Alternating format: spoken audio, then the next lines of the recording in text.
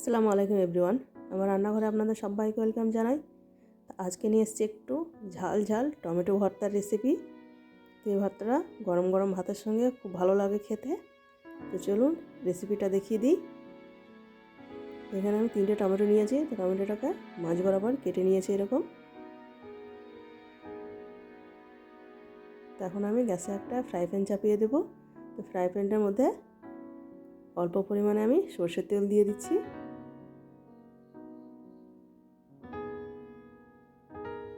তো তেলটাকে আমি ভালো মতো চারিদিকে একটা স্প্যাচুলা দিয়ে আমি লাগিয়ে দিচ্ছি।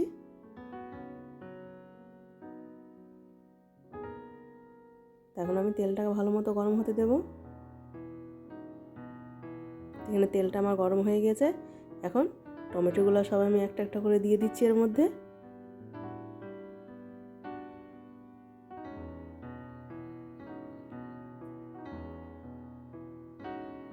এখন আমি ঢাকা দিয়ে রেখে দেবো 1 থেকে 1.5 মিনিট মতো, হালকা আছে একদম। এখানে এক সাইড টমেটোটার হয়ে গিয়েছে। তো আমি এটাকে উল্টিয়ে দিচ্ছি।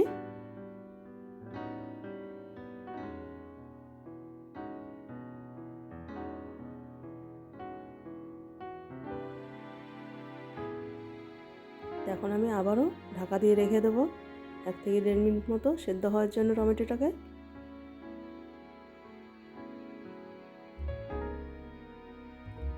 এখানে টমেটোটা ভালো মতো ভাজা হয়ে গেছে এবং সেদ্ধও হয়ে গিয়েছে।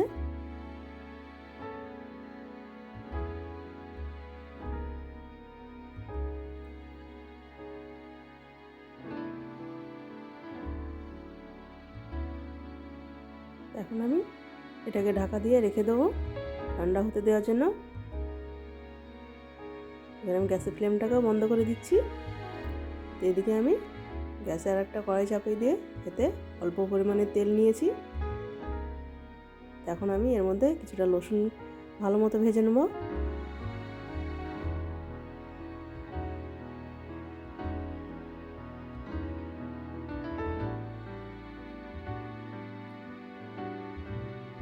তো রসুনটাকে আমি লাল লাল করে ভেজে নিচ্ছি।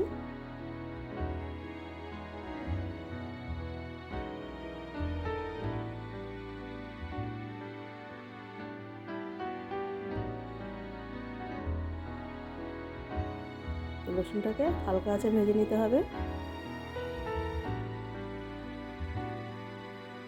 এখানে আমার রসুনটা ভালো মতো ভাজা হয়ে গিয়েছে।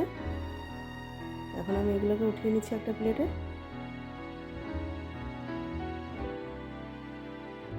এদিকে আমার কারেন্ট চলে গিয়েছিল, সেই জন্য একটু অন্ধকার হয়ে গিয়েছে। এখন আমি টমেটোর গায়ে যে খোসাগুলো সেগুলো আমি এখন সব উঠিয়ে দিচ্ছি।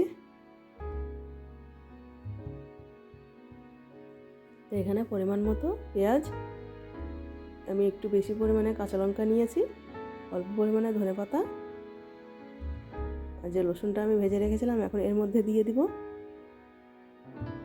এখন কিছুটা লবণ দিয়ে আমি পেঁয়াজ আর রসুনটাকে ভালো মতো মেখে নিচ্ছি লবণের সঙ্গে।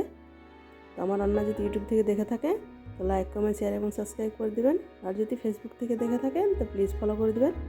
তো এখন আমি সবগুলো একসঙ্গে মেখে নিচ্ছি ভালো মতো।